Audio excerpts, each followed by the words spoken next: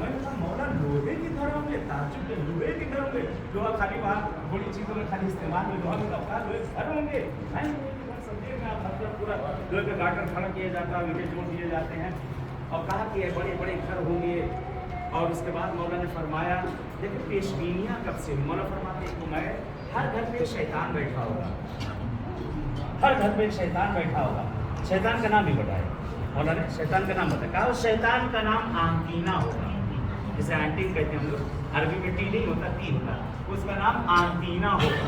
जो हर घर के ऊपर बैठा होगा। हे मौला आपने उस जमाने के लिए बताया आंटीना, आज तो उनके अम्मा अप्पा दादा घर के अंदर आ गए, पता नहीं क्या क्या दुनिया भर का, और सबका माँ बाप जो है बहुत बड़ा जो है इस वक्त शैतान जो है आदमी बीवी को छोड़ सकता है मगर इसको नहीं छोड़ सकता।